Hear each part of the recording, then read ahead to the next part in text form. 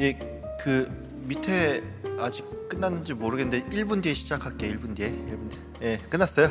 예, 알겠습니다. 예, 그러면은 뒤에 빨리 또 출석 체크해 주시고, 예, 30초 있다 시작해. 30초.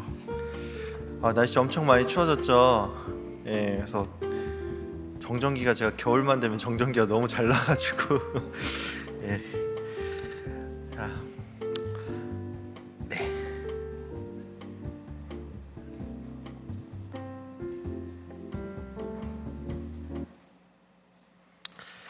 예, 시간이 조금 이제 한 3분 정도 지체가 됐으니까 이제 바로 좀 시작을 하도록 할게요.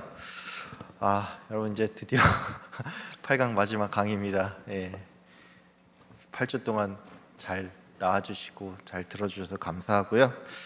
예, 오늘 5장 마지막 하고 또 오늘 마무리하도록 하겠습니다. 바로 본문 좀 들어갈게요. 예, 예레미야가 이제 5장, 이제 마지막 이제 5장까지 있죠. 1절에서 22절까지 내용 분석 및 구조 좀 먼저 보도록 하겠습니다. 핵심 내용은 뭐 비슷해요. 계속 1, 2, 3, 4장 뭐 내용 계속 비슷하지만 이스라엘의 어떤 그 멸망의 현실, 그리고 이거는 이제 좀 특이한 게 공동체 비탄입니다. 공동체 비탄을 하나님께 간절히 탄원하면서 마지막에, 이제 제일 마지막에 들어가면 회복과 구원을 간구하는 그런 내용으로 좀 끝이 납니다.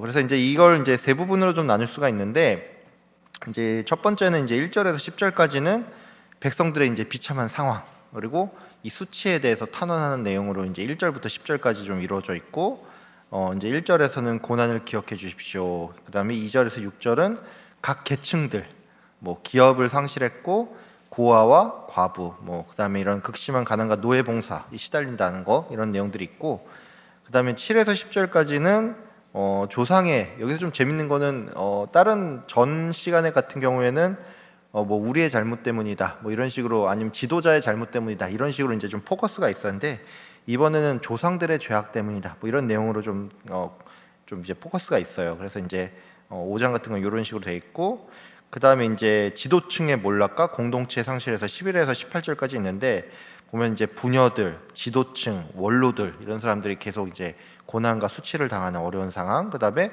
젊은이들과 노역, 그 다음에 뭐 이제 장로들, 이런 사람들이 이제 어려움을 당하는 상황, 그 다음에 이스라엘의 영광이 떨어졌음을 이제 탄식하면서 죄를 고백한다, 뭐 이런 내용들이 있고요.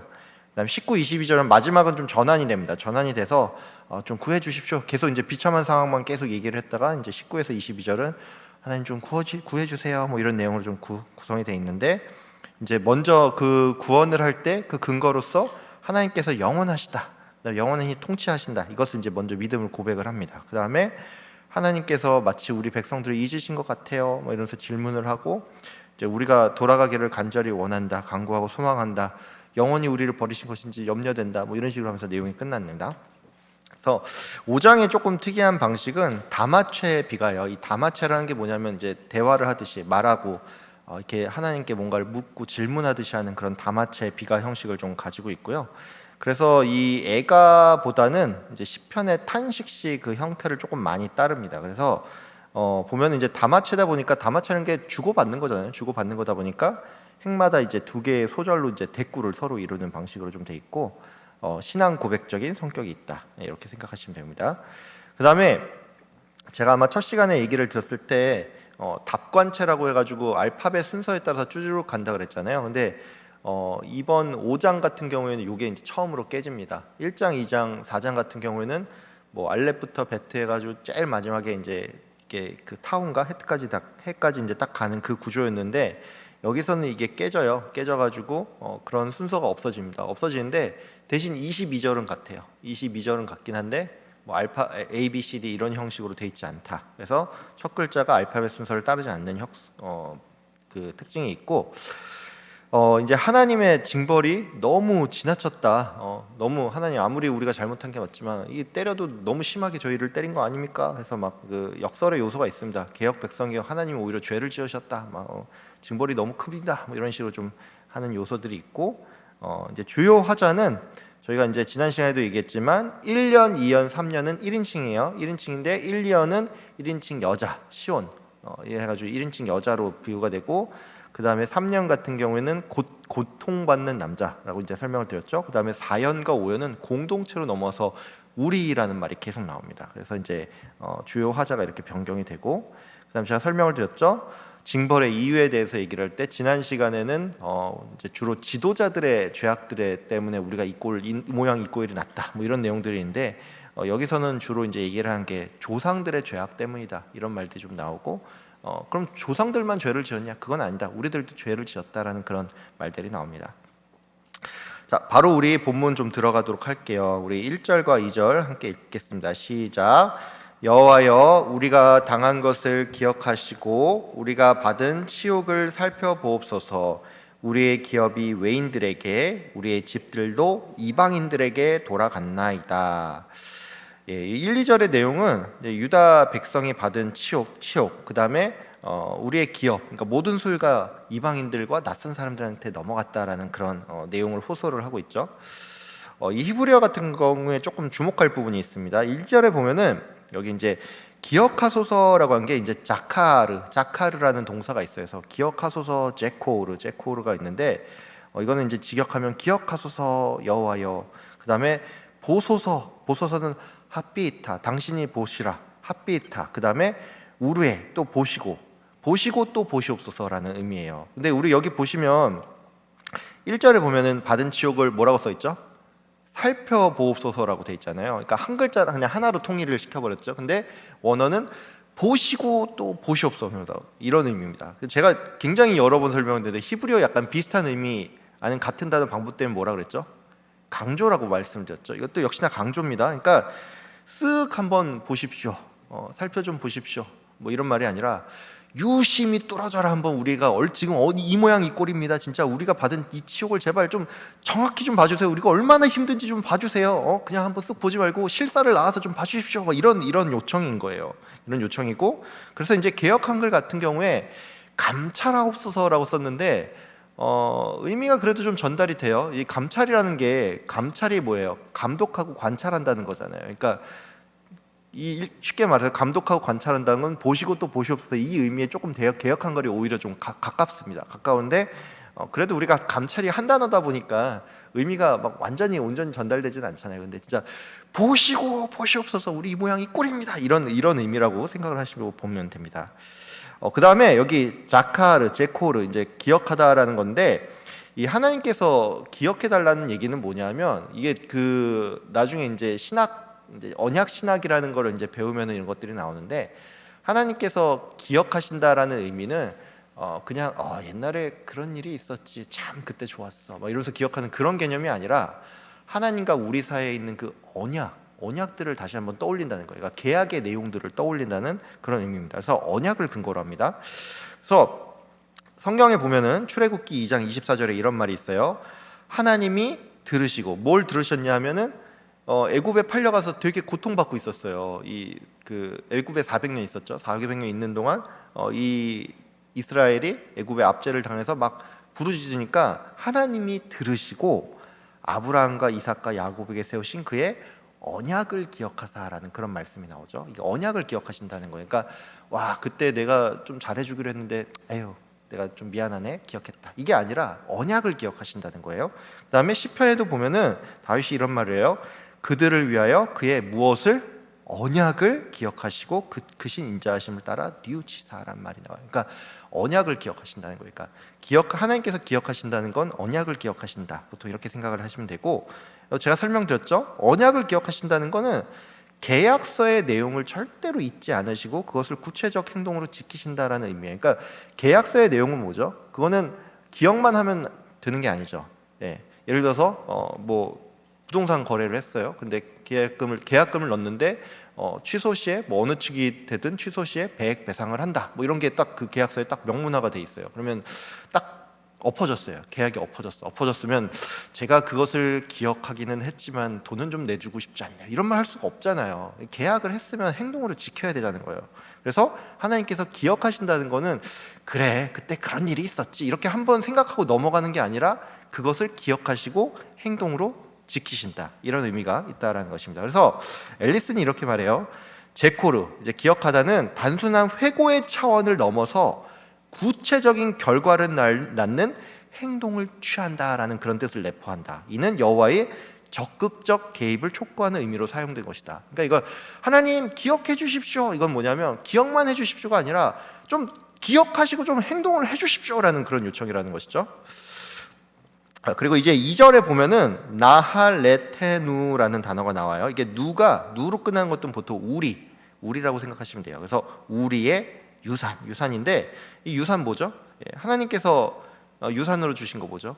일단 물론 하나님은 유산으로 주신 게 예수 그리스도를 또한 주셨고 또 그 다음에 영원한 생명을 주셨고 이렇게 하늘나라를 주셨지만 그 당시 이스라엘 백성들에게 유산이라는 거는 가나안 땅이었어요. 가나안 땅. 그래서 가나안 땅을 자기들에게 이 가나안 땅이라는 거는 정말 하나님께서 우리에게 주신 유산이에요. 왜 이스라엘 백성들이 그렇게 오랫동안 그 다른 나라에 흩어져서 살다가 갑자기 한 거의 이스라엘 멸망하고 거의 한 막 1900년대 들어가지고 진짜 갑자기 생뚱맞게 딱 팔레스타인 지역 다시 들어가지고 차지를 하잖아요. 우리 역사적인 기준으로 일반적인 기준으로 볼 때 이게 좀 이상한 일입니다. 사실은 굉장히 이상한 일이에요. 왜냐하면 예를 들면 이런 거예요. 우리나라 막 이렇게 우리나라 이게 한국이 있잖아요. 우리나라가 있는데 갑자기 옛날에 알지도 못하는 무슨 어떤 민족이 갑자기 막 이렇게 우리 옛날에 이 막 삼국 시대 때 보면은 사실 우리 부족이 사실 여기 이 나라 이세에 살고 있었어 막 그러더니만 자 여기 사올 내놔 막 이런 식으로 딱 얘기를 하면은 되게 황당하잖아요. 뭔 소리야 이게 역사적인 근거 역사적인 그런 연속성이 없는데 이게 무슨 소리야라고 이렇게 얘기를 하잖아요. 근데 이 이스라엘 민족들이 이걸 되게 당당하게 요구하는 거는 니들이 어떻든 저떻든 이 가나안 땅은 하나님께서 우리에게 주신 유산이야 내놔 이게 딱 되는 거예요. 그러니까 이게 되는 게 그래서 이 사람들은 언약을 근거로 이 가나안 땅을 자기들이 받았다는 거죠. 이게 우리의 유산입니다. 그래서 가나안 땅에 대한 약속은 언약 신학적인 의미를 내포한다는 게 이런 의미입니다. 그래서 이 유산을 그럼 상실했다. 이게 뭐냐면 굉장히 쇼킹한 거예요. 그냥 언약 그러니까 그냥 땅 하나 뺏겼다가 아니라 하나님과의 그 언약 자체가 뭔가 파기된 것 같은 굉장히 충격으로 느껴진다라는 것이죠. 그래서 이것과 관련해서 조금 더 설명드릴 게 있어요. 기업이 이 낯선 사람과 이방인에게 넘어가는 그러니까 그들의 유산이 기업이 가나안 땅이 낯선 사람 이방인 이 바벨론들한테 넘어가는 거죠. 이 고통이 무엇이냐 이 사람들한테 무엇이냐면 그냥 단순한 언약 상실 단순한 재산의 상실을 의미하지 않습니다. 그러니까 말하자면 이런 거예요. 언약 측면에 있어서 언약이 파기된 것 같은 상실감이 느껴진다는 것이죠. 그러니까 제가 예를 한번 들어볼게요. 제가 지난 시간에도 금 한돈 요즘 한 84만 원 정도 한다 그런 얘기 했었는데 금 몇 돈을 여러분이 잃어버렸어요. 네, 슬프죠. 예, 금 잃어버리면 얼마나 슬퍼요. 저도 잡담이긴 한데 저도 제가 처음에 결혼할 때 우리 반지 맞추잖아요. 반지 맞췄는데 반지가 초반에 이제 남자들 껴봐서 알지만 이게 불편해요. 되게 막 걸리적거리고 막 손 씻고 막 이러다 막 되게 그래가지고 제가 이걸 뺐어요. 빼가지고 저는 제 기억에는 이거를 분명히 반지함에 넣어서 딱 놔두는 것 같은데 못 찾고 있거든요 지금. 못 찾고 있어요. 이거 어딘지 몰라요. 그러니까 금을 잃어버렸을 때 몇 돈을 잃어버렸을 때 이거 되게 슬프잖아요. 근데 동일한 금 함유량의 이 결혼 반지를 저는 이제 어딘지 못 찾는 거고 그게 이혼하면서 만약에 이혼을 하면서 만약에 이혼하면서 위자료를 물어내려고 뺏겼다고 생각을 해봐요. 그럼 어떨까요? 이거는 그냥 단순한 재산 상실의 개념이 아닙니다. 그러니까 재산만 잃은 게 아니라 결혼 관계가 종료됐다라는 그런 의미까지 같이 가지고 있는 거잖아요. 그러니까 이게 무슨 얘기냐면 이 가나안 땅을 뺏겼다라는 것은 단지 땅 재산을 잃어버렸다라는 게 아니라 언약 관계가 뭔가 종료된 것 같은 그런 굉장히 충격적인 사건이라는 것이죠. 또 두 번째는 이 언약 관계의 상실도 있지만 정체성이 상실되는 것 같은 그런 느낌이 듭니다. 그러니까 쉽게 말해서 이 가나안 땅은 내 고향인 거예요. 나의 어떤 홈그라운드인데 이 홈그라운드를 잃어버린 거, 뺏긴 것 같은 그런 충격이라는 거죠. 그러니까 비유하면 이런 거예요. 집값이 하락을 예, 집값 하락하면 누가 좋아하겠어요? 당연히 싫어하죠. 이거 열심히 대출 받아가지고 지금 대출금 갖고 있는데 대출금 갖고 있고 막 금리는 더 올라가서 막 이자 늘어나고 있어서 막 스트레스 받는데 집값은 떨어지고 있어 막 사람 막 진짜 열받잖아요. 예, 시세 하락도 되게 화가 나는데 그것보다 더 힘든 게 뭐냐면 내가 살던 땅과 집이 있었는데 그게 갑자기 막 그 댐을 건설을 하면서 막 이렇게 막 수몰지구가 돼버려서 그냥 그 지역 자체가 사라져 버려요. 이렇게 되면 후자 같은 경우에 내가 그 지역에 내 땅을 잃어버린다 그 정도가 아니라 나의 그 모든 고향을 다 잃어버렸다는 그 정체성의 상실 때문에 이게 굉장히 충격이 있습니다. 그래서 그 탈북민들 있잖아요. 탈북민이 아니라 그 뭐죠? 그 옛날에 이산 가족들, 북한에서 내려오신 분들 있잖아요. 근데 거기에 집이랑 다 있는 사람들 있잖아요. 이런 사람들은 아, 내가 북한의 그 평양에 내가 땅 뭐 좀 있었는데 그거 잃어버린 거 너무 아까워, 이 정도가 아니라 거기를 못 가는 것에 대한 그 굉장히 큰 상실이 있다는 것이죠. 그래서 정체성의 상실도 좀 생각을 해봐야 된다는 거죠. 그다음에 명예를 상실당하는 겁니다. 그러니까 이게 땅을 잃어버렸다는 게 자기들의 그 모든 민족한테 수치를 당했다는 그런 생각이 있다는 거예요. 그러니까 예를 들면 이런 거예요. 어떤 연예인이 돈을 많이 벌었는데 그걸로 막 투자 막 이렇게 미국 주식 뜨겁대라고 넣었는데 하필이면 끝물에 사가지고 막 되게 떨어져요. 막 그래서 투자 실패로 막 돈을 잃었고 막 상장 폐지돼서 돈을 잃었어요. 당연히 속이 쓰리겠죠. 돈을 잃어버린 게 얼마나 속이 쓰립니까? 근데 그 정도가 아니라 예를 들어 어떤 뭐 연예인이 있었는데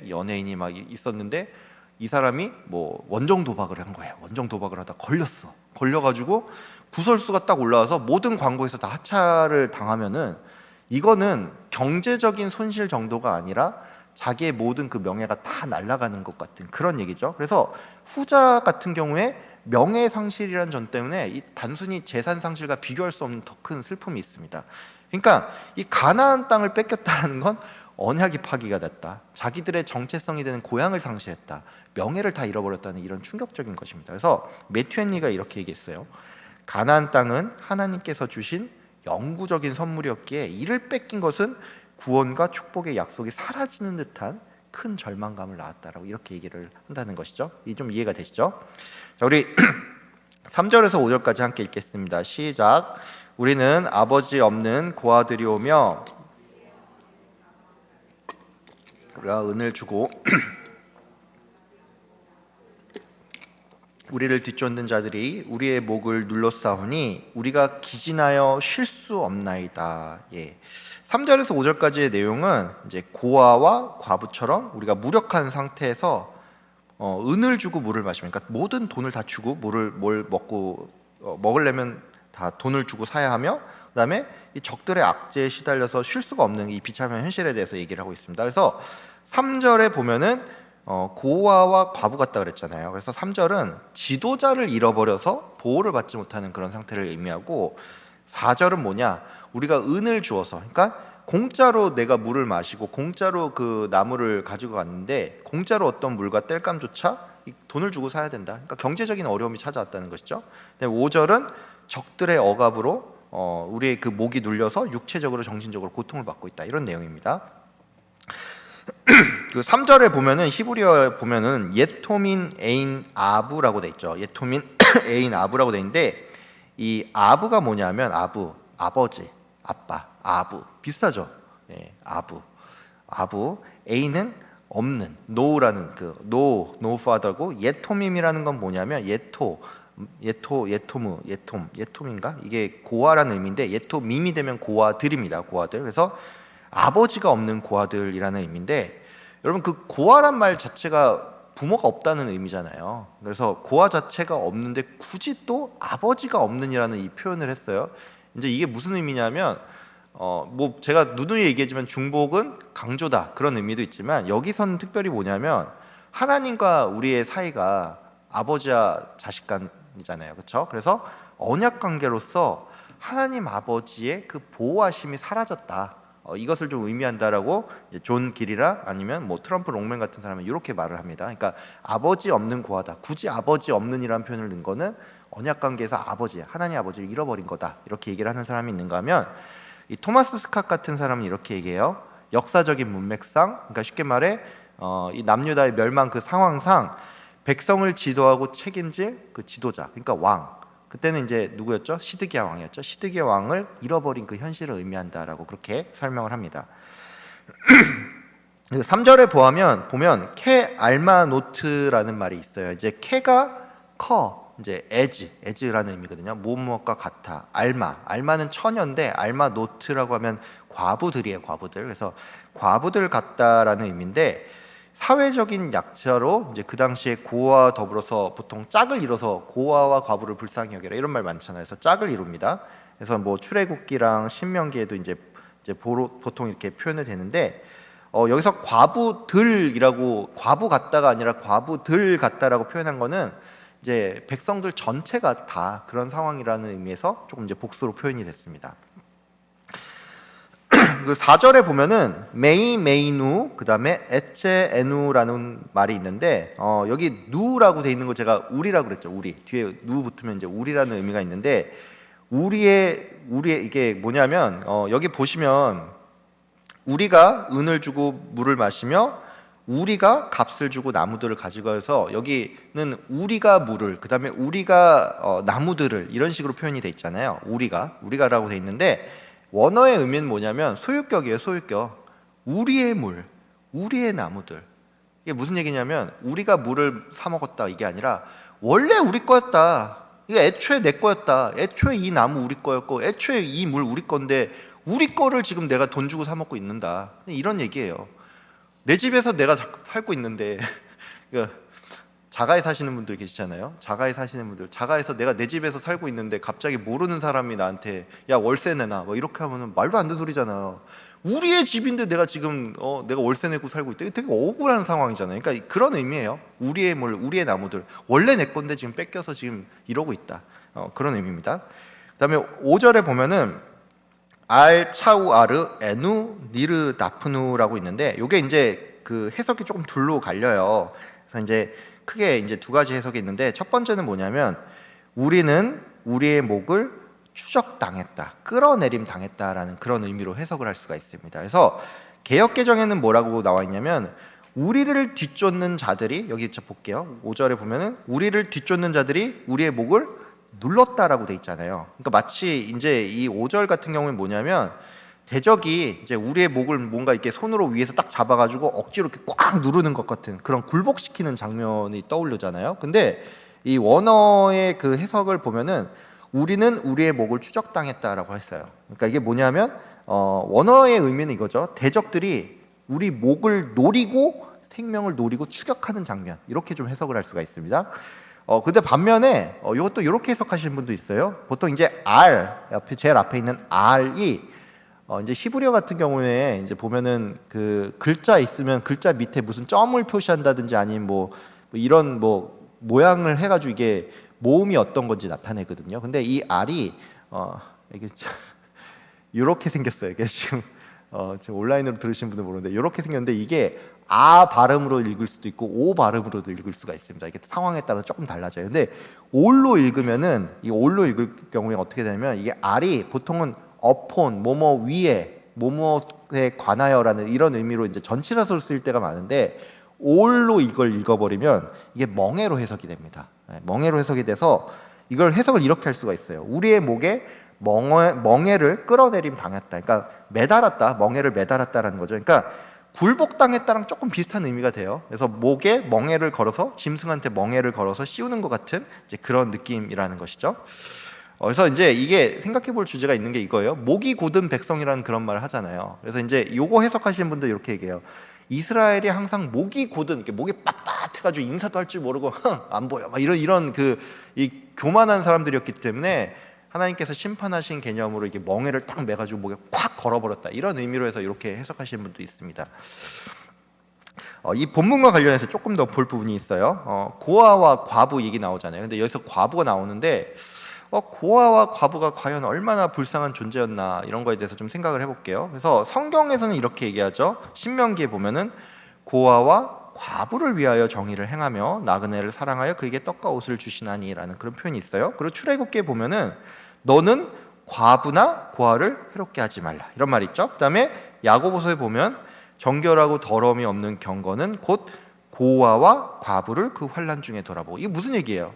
고아랑 과부는 사회적 약자다, 굉장히 약자층이다라는 그런 아예 인식이 그냥 딱 성경에서는 딱 박혀 있죠. 근데 이게 요즘 기준에서는 이게 진짜 맞나라는 생각을 할 수가 있어요. 왜냐하면 고아는 어리니까 애들이 많으니까 이제 경제력이 없으니까 이해가 돼요. 사회적 약자층이 맞을 수가 있어요. 부모가 없으니까 그건 맞는데 요즘 과부는 좀 다르지 않나 이런 생각을 할 수가 있죠. 왜냐하면 옛날처럼 뭐 여자들이 이제 막 돈 못 벌 이런 시대가 아니잖아요. 그래서 제가 그 여자들이 오히려 경제적으로 남자보다 훨씬 더 뛰어난 경우도 많습니다. 많아요. 많고 오히려 여자들이 다 벌고 남자가 약간 오히려 이렇게 여자에게 이렇게 달라붙어서 그렇게 사는 경우도 있고, 저도 신대원 다닐 때 사실상 아내가 경제적인 가장 역할을 했었거든요. 그러니까 이게 여자가 더 날 때가 많아요. 제가 뭐 그냥 이것 보다가 그냥 제가 최근에 본 연애 프로가 하나 있는데 예, 그 좀 찾아보니까 그 여러분 그 연애 프로 중에 보면 나는 솔로라는 게 있어요. 나는 솔로라는 게 있는데 거기 이제 여자 출연진들이 나왔는데 이제 그 특집이 뭐냐면 돌싱 특집이었어요. 돌싱 특집. 그러니까 여자들이 이제 옛날 사회 기준으로는 과부인데 지금은 이제 이혼, 그러니까 돌싱들이죠. 돌싱 특집이었는데 자기 이제 소개를 해요. 그래서 자기 뭐 하는 사람이라고 소개하는 장면이 나오는데 이렇게 자기를 그 직업이 다 이래요. 회계사, 회계사 돈 잘 벌죠. 이 사람 그랬어요. 나 회계사라서 돈 많이 버는데 나보다 10원이라도 더 많이 버는 사람 만나고 싶다 이런 말을 했었어요. 근데 돈 잘 버는 사람 그런 말이에요. 그다음에 의사, 개업 의사가 있었고, 그다음에 뭐 플로리스트라고 있었는데 이제 꽃 하는 사람인데 그건 취미로 하고, 본업은 경매업이라서 자기가 상가가 여러 채가 있고 집이 여러 채가 있다는 사람이 있었고, 그다음에 피아노 학원 원장 선생님 있었고, 그다음에 뭐 수학 강사인데 1타 수학 강사에서 돈 잘 버시는 분이 있었고, 제일 평범하시다고 하는 분이 간호사였어요. 간호사인데 이것도 큰 병원 간호사였어요. 여러분 큰 병원 간호사 돈 많이 주는 거 알죠? 예, 여러분 이거 보면 알 수 있지만 돌싱들 요즘 보면은 다 잘 살던데 고아가 어렵다는 건 이해하는데 과부는 좀 다르지 않나? 우리 이런 생각을 할 수가 있어요. 요즘 기준으로는. 그런데 구약 시대 때의 과부는 지금과는 완전 얘기가 달랐습니다. 왜냐하면 경제적으로 완전히 그 무력한 상황이었어요. 지금은 이제 안 그렇지만 그 당시만 하더라도 굉장히 남성 중심의 사회였습니다. 그래서 남자들이 이 재산을 모두 다 소유하고, 그러니까 우리 보면 등기할 때도 보면은 공동 명의 같은 것도 할 때도 있고 아니면 아내 명의로도 막 등기하고 이렇게 하잖아요. 근데 그 당시에는 모든 토지 소산과 이런 재산의 등기는 전부 다 남자들이 가져갔습니다. 그래서 경제 활동의 주체고 다 모든 재산이 남자한테 있으니까 경제적으로 여자가 되게 무력한 상황이죠. 그다음에 인권의 측면에서도 그랬어요. 사실상 여자들이 그냥 남자 가문의 이 재산으로 귀속이 되는 그런 경향이 있었습니다. 그리고 법적으로도 이 보호가 부재되는 상황이었어요. 남편이 죽으면 이 재산을 아내가 받는 게 아니라 그 남자들만 이렇게 나눠 갖는 그런 개념이어서 보통 이 여자들은 어떻게 되냐면 시댁 아니면 이 친정의 보호를 받아야 됐어요. 실제로 보면은 룻기 맞나요? 그렇죠. 룻이 원래 그 남편 룻이랑 그 뭐라 그러죠? 동성가요? 하여튼 둘 다 남편 다 죽잖아요. 근데 시어머니 의지에서 살잖아요.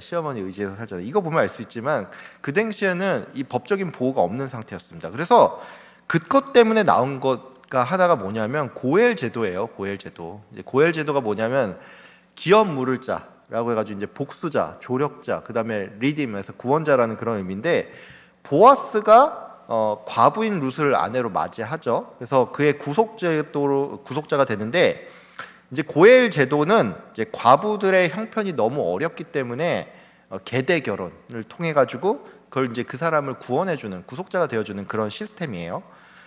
이 고엘 제도가 이제 궁극적으로 이제 신약으로 넘어오면 궁극적인 이제 고엘은 바로 예수님이라고 하실 수가 있죠. 왜냐하면 우리가 죄 때문에 모든 걸 잃어버린 거예요. 사실 우리 죄 때문에 하나님과 이혼당한 상태예요. 이혼당한 상태였는데 예수님 때문에 예수님이 고엘이 되셔서 우리를 하나님의 자녀로 다시 맞아주시는 그런 일이 있다라는 것이죠. 그래서 고아와 과부 같다라는 여기에 이 고백의 의미는 뭐냐? 스스로를 고아와 과부로 비유하는 것은 내가 너무나도 그 약자이기 때문에 하나님께서 친히 좀 개입하여 주셔서 보호해 주시기를 요청하는 강력한 호소라고 윌터 카이저가 이렇게 얘기를 했습니다.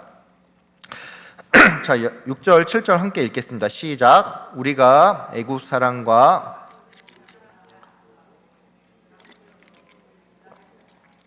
우리의 조상들은 범죄하고 없어졌으며 우리는 그들의 죄악을 담당하였나이다.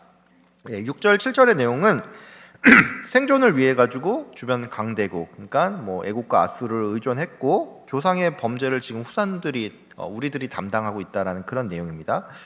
여기 이제 밑에 보시면 6절에 나탄누 야드라는 이 단어가 나와요. 이걸 직역을 하면 우리의 손을 주었다예요. 야드는 뭐냐면 야드 손 hand 손도 야드 손이 그거고, 이게 나탄이 주다예요.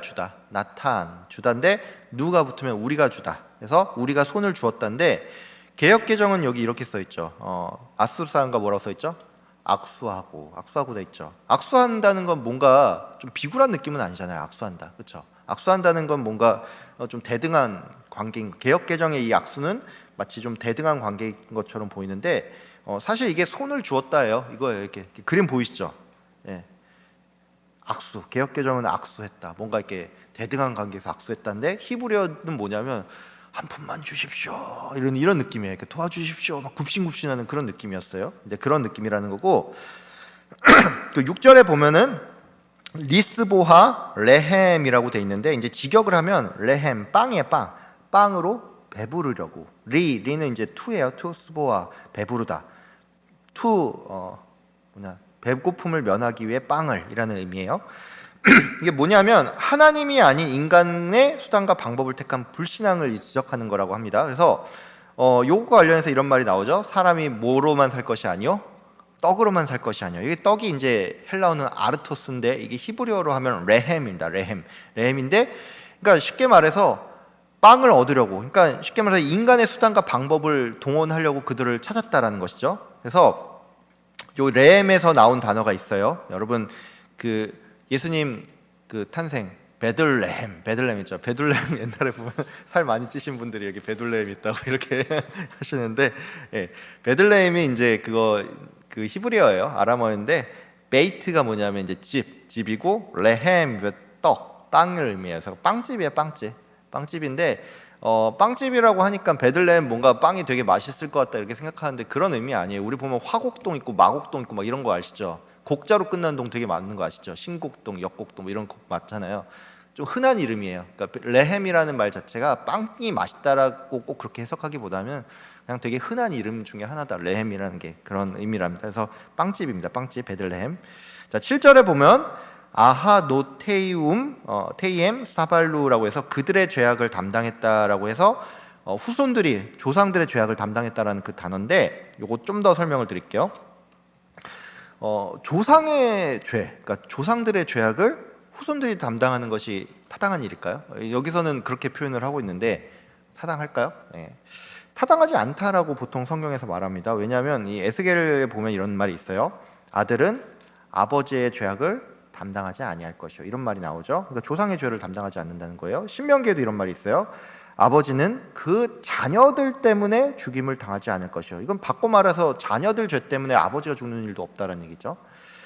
예레미야에 보면 이런 말이 있어요. 아버지가 신포도를 먹었으므로 아들들의 이가 시다고 하지 아니하겠고. 그러니까 아버지가 신포도를 먹었는데 아들이 이빨이 시리다? 그러니까 아버지가 죄를 지었다고 아들이 그런 일 없다라는 것이죠. 예수님 당시에 그런 말 있잖아요. 저 사람 그 병자인데 예수님한테 찾아와서 저 사람의 죄 때문입니까? 아니면 저 부모의 죄 때문입니까? 이런 말을 하는데 예수님은 그거 아니다 이렇게 얘기를 하시나요. 근데 확실한 거는 아버지의 죄가 자녀로 이어지지 않는다는 말이 성경에 있습니다. 근데 또 성경에 보면은 약간 그걸 지지하는 듯한 발언들이 또 있어요. 그래서 약간 헷갈리는 거죠. 그래서 여기에 나온 이런 게 있어요. 너의 하나님은 질투하는 하나님인즉 나를 미워하는 자의 죄를 아버지로부터 아들에게로 3, 4대까지 갚고. 오, 되게 무서워요. 제가 죄를 지으면 자녀들이 벌 받는 것처럼 이렇게 느껴지는 그런 구문들이 나오죠. 또 출애굽기 34장 6절 7절에 보면 이런 말 나와요. 그러나 이거 전폭에서 이거 구문 들어가죠. 그러나 벌을 면제하지는 아니하고 아버지의 악행을 자손에게 보응하여 3, 4대까지 이르게 하리라, 이런 말이 나옵니다. 그래서 도대체 뭐가 맞는 얘기야 이렇게 생각할 수 있는데 결론은 이거예요. 법적으로 대속하는 그 의미가 아닙니다. 그러니까 무슨 얘기냐면 궁극적으로 모든 죄의 심판은 각 개인의 행위에 따릅니다. 절대로 그러니까 쉽게 말해서 1번이 맞는 거예요. 그러니까 각 개인의 잘못은 그것에 따라 그 개인이 처하는 것이지 법적으로 그걸 대속하지 않습니다. 근데 그럼 그건 무슨 의미냐? 역사를 계승한다는 거예요. 역사를 계승하고 공동체로서 연대적인 책임을 담당한다는 거예요. 우리 조상들이 죄를 지었지만 이게 그 연대를 책임을 지는 거고, 그 다음에 역사가 계승됐기 때문에 내가 그걸 겪는다는 거예요. 그래서 알시 스프롤이나 이제 헤르만 바빙크는 이런 말을 했어요. 하나님의 심판은 종종 세대 간의 연대를 통해서 나타난다라는 그런 표현을 했거든요. 그러니까 요거 이해를 쉽게 돕기 위해서 설명하면 이런 거예요. 6.25 전쟁이 일어났죠. 전쟁이 일어나고 우리나라 초토화됐잖아요. 그래서 우리 다 같이 가난하던 시절이 옛날에 있지 않았습니까? 다 같이 가난하던 시절이 있었는데, 다 같이 가난을 겪은 거는 이게 역사의 계승이지 그 전후 세대가 뭔가 그 이전 세대의 잘못을 담당하는 개념이 아닙니다. 그렇죠? 이전 세대가 뭔가를 잘못했는데 그 죄값을 전후 세대들이 가난을 겪으면서 그걸 극복하는 과정 가운데 우리 부모의 죄를 우리가 담당했다, 이런 개념이 아니에요. 그냥 그때 전쟁이 일어났고 우리나라가 또 마침 제대로 대비하지 못했고, 그래서 그런 역사적인 계승을 이어갔기 때문에 일어난 일입니다. 그 다음에 연대적인 책임도 또 얘기를 할 수가 있어요. 축구 경기를 해요. 근데 수비수가 갑자기 막 개발 표현 죄송합니다. 헛발질을 해가지고 막 넘어져가지고 막 골을 먹었어요. 골을 먹었으면 이게 수비수가 잘못을 했지만 경기 결과는 수비수한테만 1점을 마이너스하는 개념이 아니라 그냥 전체가 그냥 그 경기 결과값을 받아들여야 되는 것이죠. 그러니까 연대적 책임이라는 게 이런 개념이고 역사 계승이 이런 개념입니다. 또 엄밀히 말하자면 이 사람들이 이렇게 말을 하지만 우리 조상들의 죄 때문에 우리가 이 결과를 받게 됐다라고 하지만, 엄밀히 말해서 그 세대 또한 범죄를 했어요. 그러니까 쉽게 말해 이거죠. 우리 문하세나 그 왕 시대 때 잘못한 거 맞지만 우리는 깨끗해, 이게 아니라 사실 마지막까지 우리 열왕기 이런 거 다 보면 알잖아요. 역대하 보면 다 알지만 마지막까지 백성들 엉망진창이었잖아요. 그러니까 현 세대 또한 역시나 범죄했습니다. 그래서 우리 5장 뒤에 보면 16절에 보면 우리의 머리에서는 면류관이 떨어졌사오니 오라 우리의 범죄 때문이다, 이렇게 또 고백을 합니다. 그래서 국내 어떤 한 신학자가 이 구문과 관련해서 이런 얘기를 해요. 우리는 흔히 오늘의 불행을 옛세대의 과오의 탓으로 돌리고 원망하기 쉽다. 그러나 그들을 비난하는 일에 열을 올리다가 우리의 현재의 잘못에 무감각해지지 않도록 조심해야 한다라는 그런 말을 좀 하고 있습니다. 자, 우리 8절 10절 함께 읽도록 하겠습니다. 시작. 종들이 우리를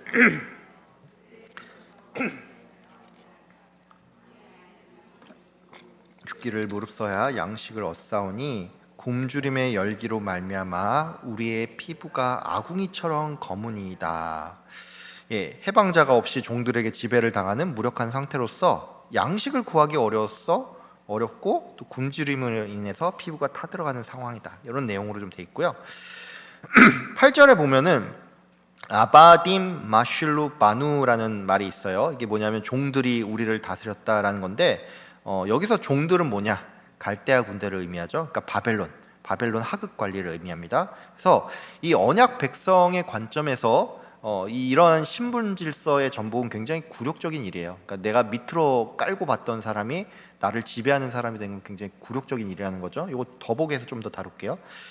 9절에 보면은 헤레브 미드바르라는 게 있어요. 이 미드바르라는 단어가 뭐냐면 광야 또는 사막을 의미해요. 그래서 헤레브가 보통 이제 칼로 번역을 하는데 이 상황에 따라서는 기근으로 번역을 할 수가 있습니다. 그래서 요거를 번역을 하는 거에 따라서 또 해석이 약간 달라져요. 그래서 광야의 칼로, 저희 개역개정은 뭐라고 했죠? 광야의 칼로 번역을 했죠. 광야에는 칼이 있으므로 광야의 칼로 번역을 했는데, 이 칼이라는 게 뭐냐면 바벨론이 이제 침공을 했을 당시에 그 성읍 바깥에 이제 숨어 살던 이 베두인족이라는 사람들이 있었대. 이제 이 사람들이 굉장히 잔인한 민족들인데 그들이 이제 약탈을 되게 일삼았기 때문에 광야에는 칼이 있다라는 게 뭐냐면 광야에 베두인족들이 있어서 굉장히 어렵다라는 그런 의미를 좀 가지고 있습니다. 그래서 평화로운 시기에는 쉽게 얻을 수 있던 식량을 이제 산적과 이 베두인족과 강도의 위험을 무릅쓰고 황폐한 광야로 나가서 목숨을 걸고 이걸 얻어와야 한다. 그래서 이제 블레이니, 핸더슨, 알버트 번저 같은 그 학자들이 이렇게 설명을 해요.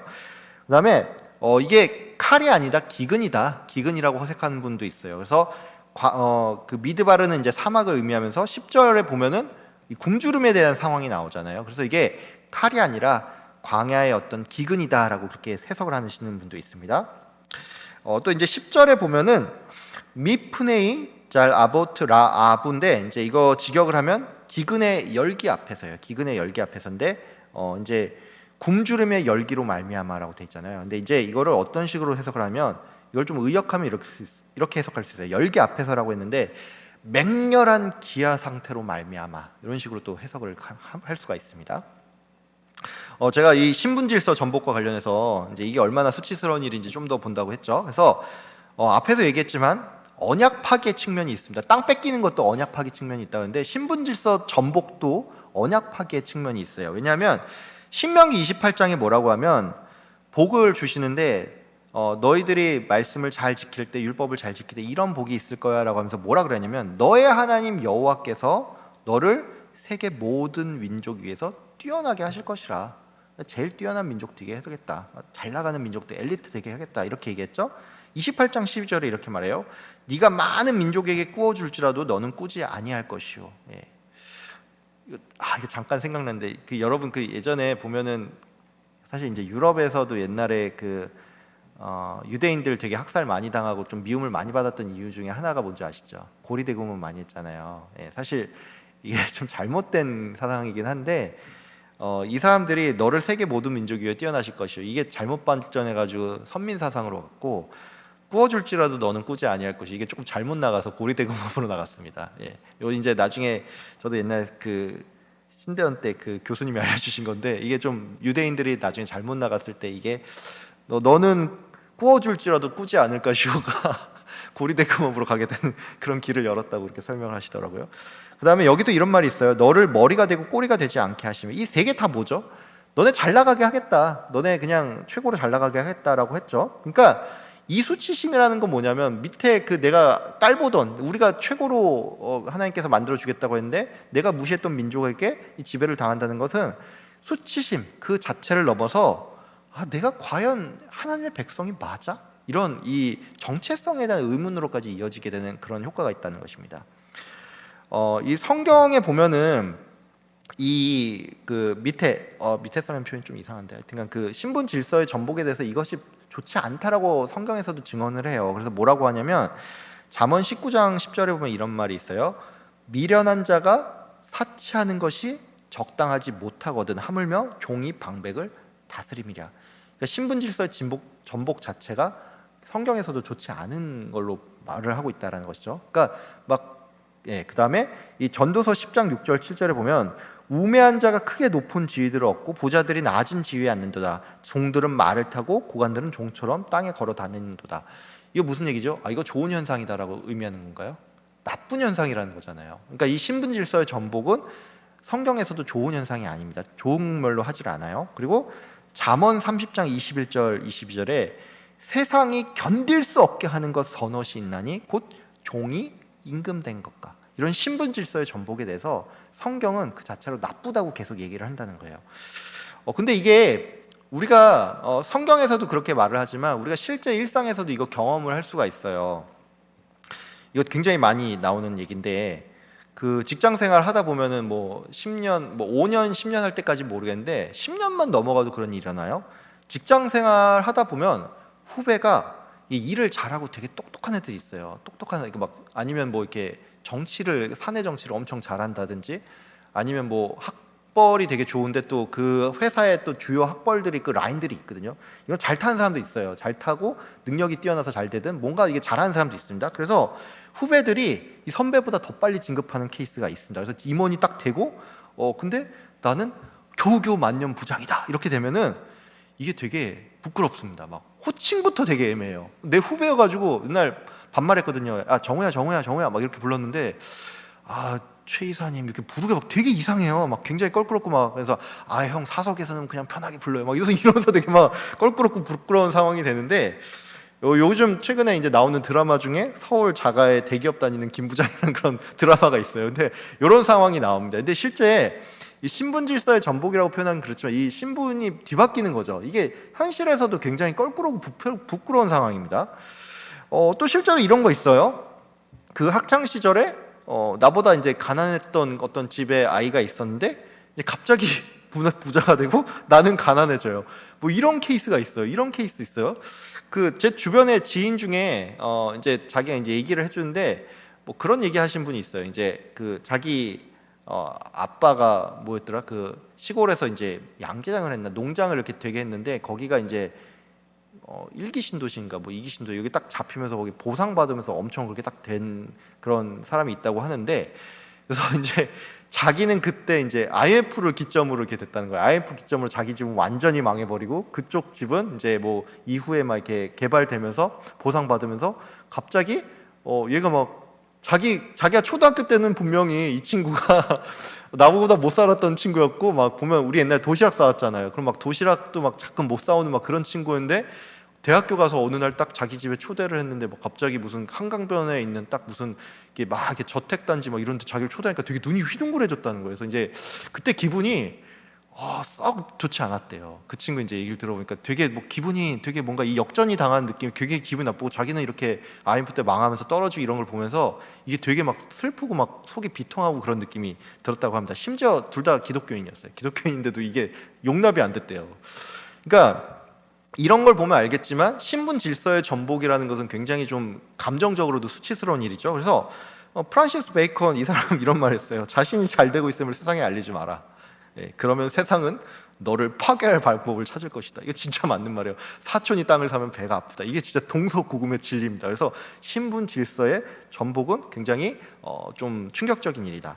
그다음에 이 사회 질서의 측면에서도 좀 얘기를 해볼 수가 있어요. 이 신분 질서의 전복은 이게 막 굉장히 막 그 억눌렸던 사람들은 막 통쾌한 일일 것 같고, 막 당장에 전복되면 막 되게 좋을 것 같고 막 그렇게 착각을 하는데, 이게 문제는 사회 전체의 도덕적인 해이와 질서 붕괴를 가져올 수가 있습니다. 이게 가져올 수가 있고, 뭐 굉장히 그 유명한 사례들 있죠. 프랑스 혁명이 뭐 처음에는 뭐 자유 평등 박애 막 이렇게 했다가 나중에는 어떻게 되면 진짜 피해 숙청이 됐죠. 다 죽여버렸잖아요. 막 그냥 그 막 귀족들 다 죽이고 왕족들 날려버리고 막 이렇게 했는데, 문제는 뭐냐면 그거를 수행했던 사람들까지 나중에 또 다시 또 다 죽임당하고, 볼셰비키는 굉장히 유명하죠. 공포정치, 그 다음에 막 귀족들 왕족들 다 숙청해버리고 막 재산 다 몰수해버리고 막 다 죽이고 난리 났었잖아요.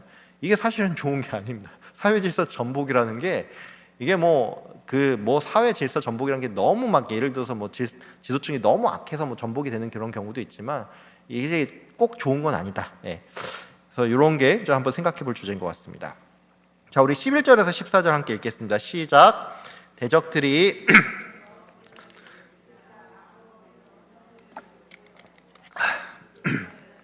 손에 매달리고 장로들의 얼굴도 존경을 청년들이 맷돌을 치며 아이들이 나무를 치다가 엎드려지며 노인들은 다시 성문에 앉지 못하며 청년들은 다시 노래하지 못하나이다.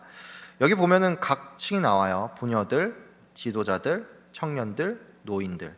그러니까 각 모든 계층의 이 명예와 질서가 파괴되는 극도의 굴욕적인 현상을 이제 설명을 하고 있죠. 여기 이제 11절에 보면은 인누라는 단어가 나와요. 이게 뭐냐면 낮추다, 욕보이다, 강탈하다, 고통을 주다, 괴롭히다라는 이 단어의 PL 형태입니다. PL 형태는 뭐냐면 강조 형태예요. 강조 형태인데, 그러니까 이게 직역하면 이거예요. 심히 욕보다, 심히 고통을 주다, 심히 괴롭히다, 이렇게 해석을 할 수가 있죠. 그러니까 문맥상 뭐냐? 이 바벨론 군대에 의해서 여성들이 이 성적인 폭력을 당하게 된다라는 것을 의미를 하죠. 이게 여러분, 이게 뭐 말이 좋아 그렇지, 사실 그거를 제가 전에 얘기했지만 바벨론 군대의 그 잔혹함에 대해서 제가 설명을 했을 때 이거를 그 공개적으로 했어요. 공개적으로. 그러니까 사람들, 남편들, 장로들 다 보는 앞에서 그렇게 만들었고요. 그러니까 이걸 보면은 도는 거예요. 그러니까 완전 정신적으로 완전 내 아내가 이렇게 막 겁탈을 당하는데 그 막 묶여가지고 막 그냥 그대로 봐야 되는 그런 무력한, 그러니까 진짜 완전 엄청난 굴욕감과 막 진짜 정신적인 그 멘탈 붕괴와 막 이건 모든 걸 다 경험하는 거죠. 막 내 아이 보는 앞에서 막 처형해 버리고 막 아내 겁탈해 버리고 보면은 돌아버립니다. 그런 일들을 했어요. 그러니까 심히 고통을 주다, 심히 괴롭히다라는 게 이런 의미라는 겁니다. 그래서 이게 사실은 신명기에 그 저주가 실행이 된 거죠. 네가 여자와 약혼을 하였으나 다른 사람이 그 여자와 같이 동침할 것이요. 이거 저주죠. 예레미야 6장 12절에선 그들의 집과 밭과 아내가 타인의 소유로 이전되리라. 얼마나 슬픈 현상입니까? 이런 일들이 일어났다.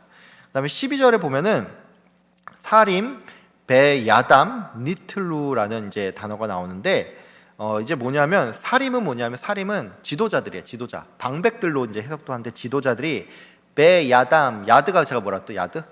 핸드, 손이라고 했죠.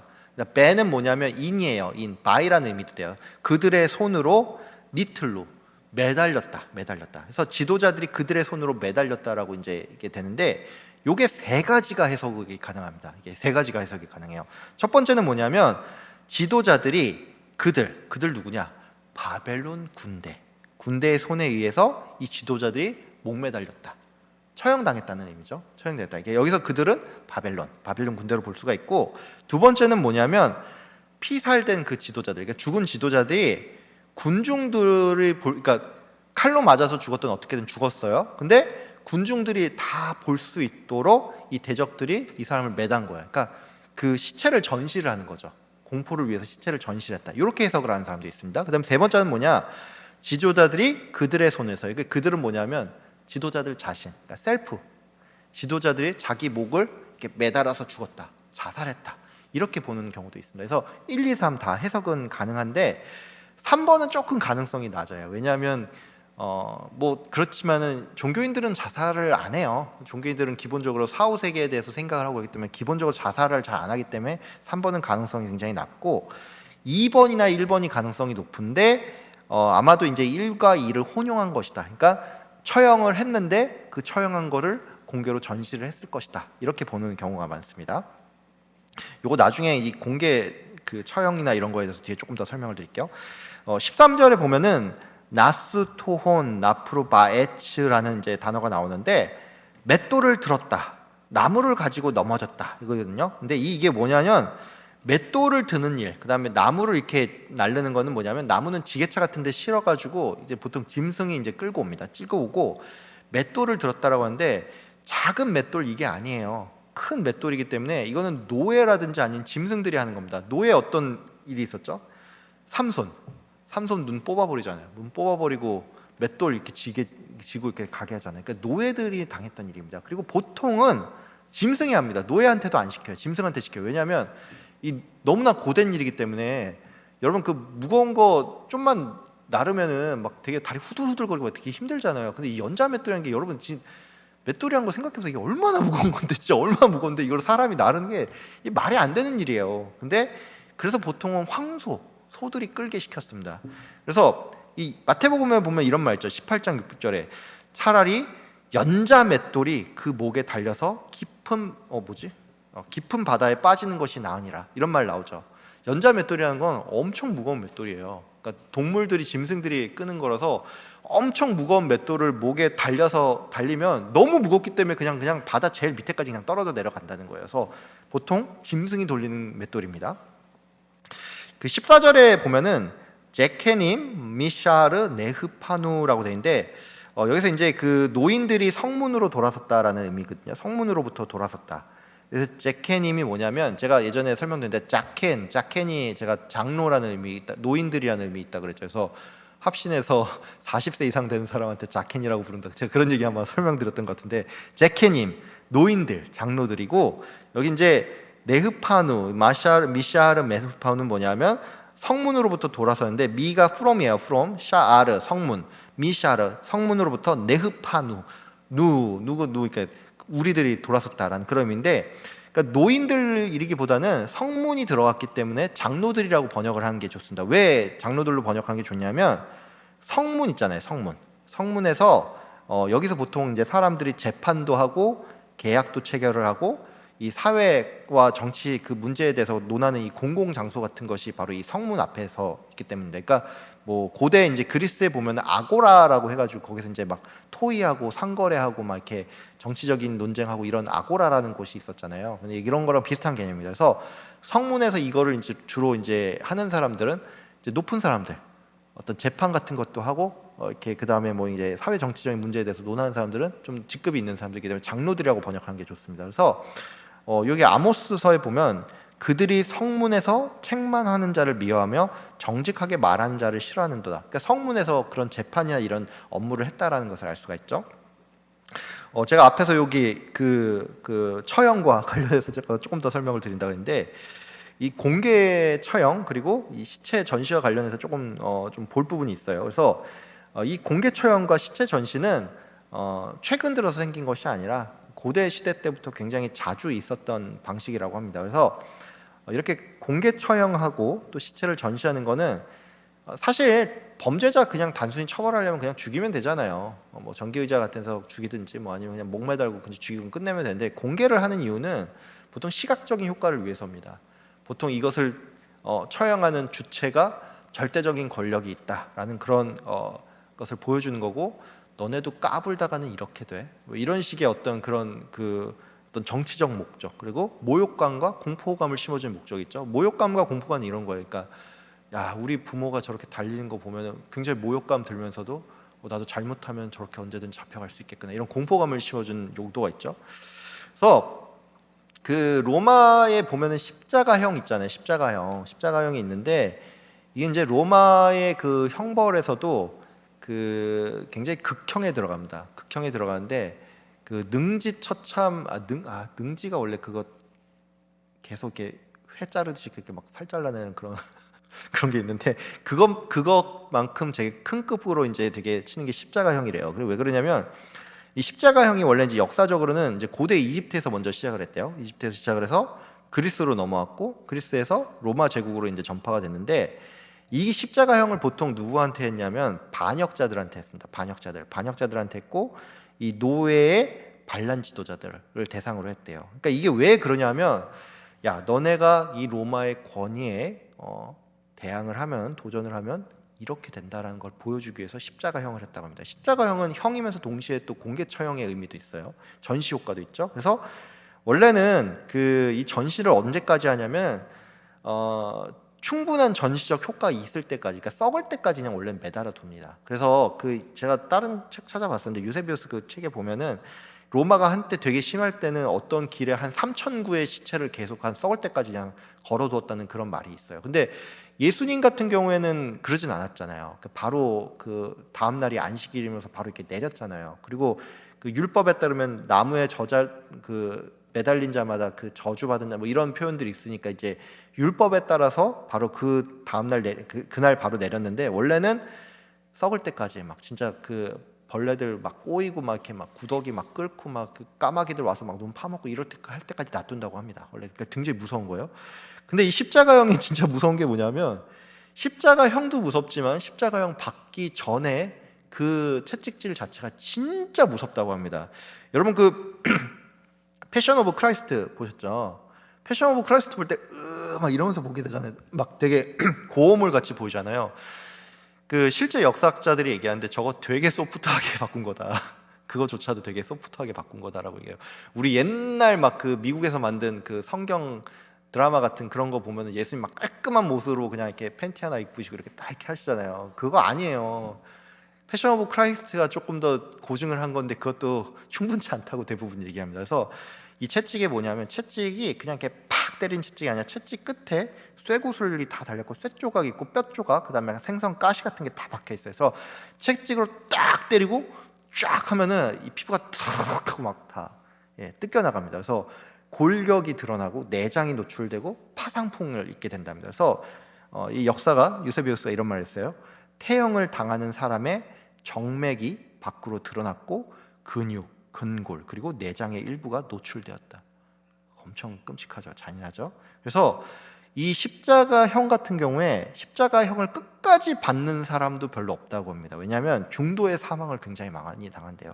채찍질을 당하니까 거의 빈사 상태, 거의 막 정신 나간 상태가 되는데, 여기서 50kg가량의 십자가를 들고 이동하는 과정이 너무 힘들기 때문에 이 과정 중에 그 상처 부위에 궤저가 발생하면서 중도 사망자가 그렇게 많았다고 합니다. 그래도 많았다고 하고, 그래서 우리 요즘 좀 젊은 세대들한테 우스갯소리 있어요. 예수님의 그 모습에 대해서 그리는데, 예수님을 굉장히 근육질 막 엄청 사람을 그려놓는 그런 게 있거든요. 왜 그러냐면, 야, 예수님 장난 아니었다. 왜냐하면 이렇게 채찍 맞고 50kg 된 거 이렇게 막 중간에 물론 잠깐 맡기겠죠. 이렇게 끌고 갔다. 그래서 예수님을 막 마치 김종국 같은 그런 몸으로 딱 그려놔가지고 예수님 사실 이런 분이었다. 막 이렇게 표현하시는 분, 이 정도 되니까 그리스도 되는 거다. 막 이런 식으로 막 얘기하는 사람도 있는데, 중도의 사망자가 그렇게 많았고, 이게 정말 괴로운 거는 십자가에 달린 후가 진짜 괴롭다고 합니다. 왜냐하면 이 못이 박힌 곳이 있잖아요. 근데 박혔는데 체중이 이렇게 푹 처지잖아요.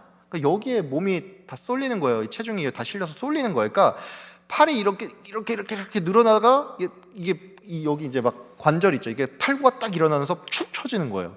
손과 이 발 모든 관절이 다 어그러지게 해서 몸 전체가 다 박살이 나는 것 같은 그런 고통이 막 엄청 막 느껴진다고 합니다. 그래서 이게 몸이 툭 처지면 어떻게 되죠? 폐랑 횡격막이 이렇게 딱 눌려버리죠. 눌려버리니까 숨을 쉬려면은 막 껄떡껄떡 숨을 쉬려고 이렇게 막 그 팔과 손목에 억지로 힘을 줘서 이렇게 한번 이렇게 올리면서 이렇게 되는 거예요. 이렇게 진짜 되게 리얼하게 지금 설명을 하고 있죠. 그래서 숨을 한 번 쉬기가 정말 상상을 초월할 정도로 힘들다고 합니다. 그래서 보통 이제 의학자들이 이렇게 얘기합니다. 죽기 전까지 십자가에 매달리고 죽기 전까지 대략 1000번 가량 기절하고 깨는 단계를 반복을 한다고 합니다. 미치는 일이죠. 그래서 대부분 질식사 또는 이 전문 용어로 호흡 산독증 그리고 심장이 터진답니다. 심장이 터지거나 심정지로 사망을 하는 경우가 굉장히 많다라고 합니다. 근데 이게 육체적으로도 고통스럽지만 굉장히 큰 모욕과 수치였어요. 왜냐하면 그 당시에 옷을 벗긴다는 거는 이게 옛날에 지금도 그렇지만 옷이 신분의 상징이기도 했지만 그 당시에는 옷이라는 것 자체가 특별히 신분의 상징이었는데 옷을 벗겨버린다는 거는 그 자체로 굉장히 수치스러운 거예요. 수치스러운 일이고 봐세요. 이게 막 채찍질 하면서 막 여기 막 살 다 뜯겨 나가고 막 피 질질 흐르고 고름 막 흐르고 막 진물 흐르고 온몸이 이 세균 감염이 됐잖아요. 그래서 대부분은 이 십자가형을 눈앞에서 잘 못 본다고 합니다. 왜냐하면 너무 잔인하고 막 악취가 막 나기 때문에 막 하면서 잔인사 보통 돌아선다고 합니다. 그래서 근데 이렇게 딱 매달려 있으니까 막 체액들이 다 빠져나오죠. 그리고 보통 이 소변, 대변, 오물등이 막 이렇게 나와가지고 이 정말 진물과 악취가 막 흘러나온다고 합니다. 그래서 오죽하면 로마의 정치인인 키케로는 십자가형은 가장 역겹고 구역질 나는 형벌이다라고 그렇게 말을 할 정도였어요.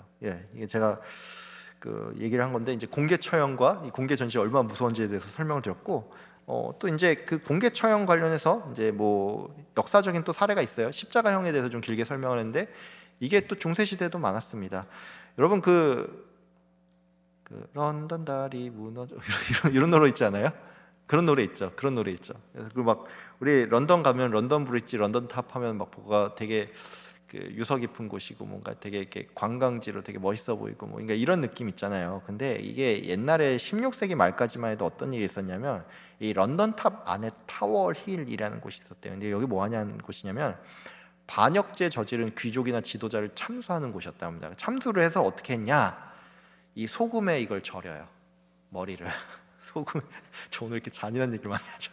소금에 절이거나 아니면 끓여가지고 방부 처리를 한 다음에 이걸 머리에 쇠꼬칭 그 스파이크 있죠. 뭐 창에 딱 꼽은 다음에 이 런던 브릿지에다가 쫙 사람들이 많이 돌아다니는 저자거리니까 거기다 딱 이렇게 전시했다고 합니다.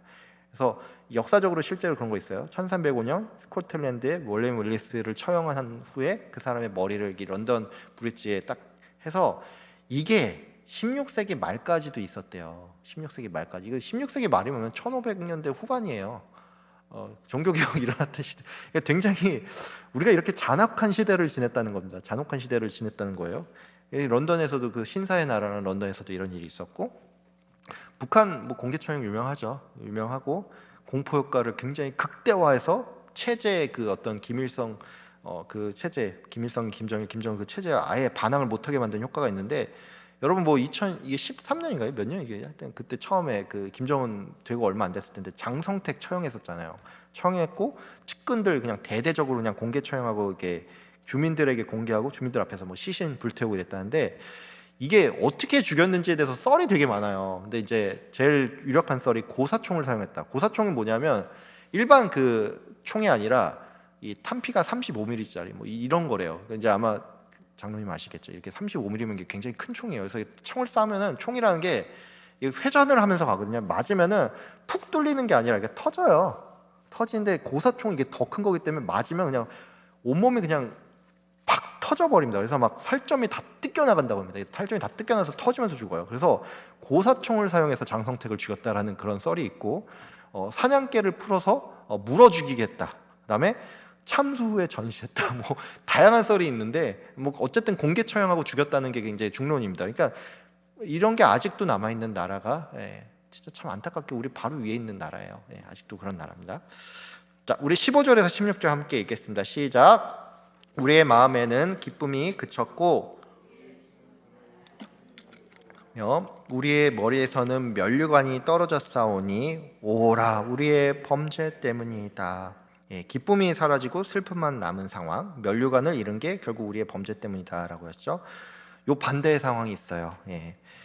우리의 춤은 변하여 슬픔이 되었사오며, 이거 딱 보는 순간 뭔가 시편 떠오르죠. 시편은 반대예요. 주께서 나의 슬픔이 변하여 나에게 춤이 되게 하셨사오며.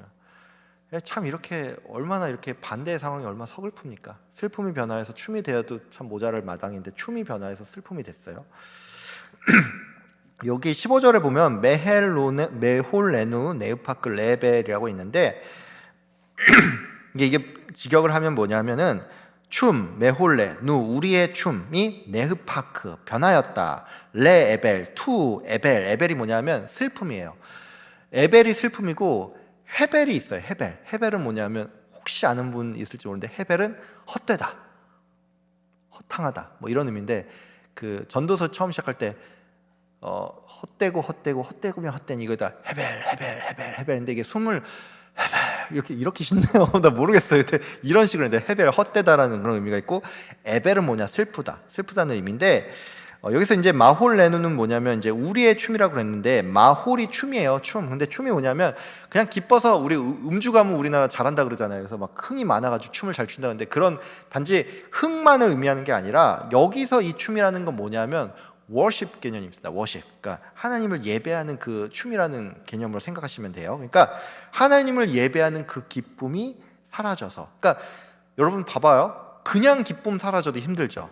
예, 여러분 그냥 기쁨이 사라져도 힘들어요. 근데 예배하는 기쁨이 사라진다는 건 뭐냐면 우리 성도로서는 가장 중요한 기쁨을 잃어버리는 개념이에요. 근데 그런 개념이에요. 그래서 이게 왜 춤이 예배냐? 사무엘하에 보면은 가장 대표적인 게 있죠. 다윗이 여호와 앞에서 힘을 다하여 춤을 추는데 춤을 추죠. 이게 춤을 추는 게 그냥 신나서 야 신나다 이렇게 해서 막 이렇게 막 디스코 추는 그런 게 아니에요. 그런 게 아니라 여기 보면 뒤에 에봇을 입었더라 그렇죠. 그러니까 하나님 앞에 막 정말로 막 기뻐가지고 하나님 막 찬양 받으십시오 하면서 막 춤을 추는 거예요. 춤을 췄는데 이거를 근데 이제 미갈이 막 경박하다 이렇게 생각했다가 이제 벌을 받잖아요.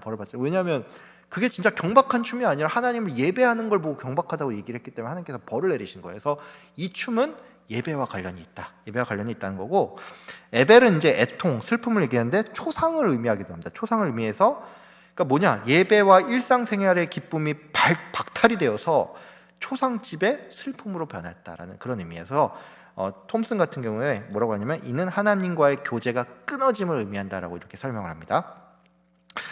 이제 16절에 보면은 아타레트 로쉐누라고 돼 있는데 이제 로쉐 같은 로쉬 같은 경우에 머리예요. 우리의 머리 로쉐누 우리의 머리에 아타레트 우리의 머리에 면류관이라는 거죠. 그래서 이 아타라는 뭐냐면 면류관 외에도 뭐 왕관, 그다음 화관, 그다음에 뭐 화한 이런 영화로운 그 영광을 상징할 때 쓰이는 말이라고 합니다. 그래서 이제 면류관의 상실에 대해서 이제 해리슨 같은 사람은 이렇게 설명해요. 유다 민족이 언약적인 특권과 위험 상실이 이것이 면류관을 상실한 것이다라고 설명을 하고 클라크는 모든 기쁨의 축제가 제도들이 유다 땅에서 사라졌다 이렇게 설명하고 칼빈 같은 경우에 이제 신정 왕국의 제도나 제사정 제도 같은 고유한 유산이 멸절되었다라고 설명하는데 다 맞아요. 뭐 어떻게 해석해도 맞습니다.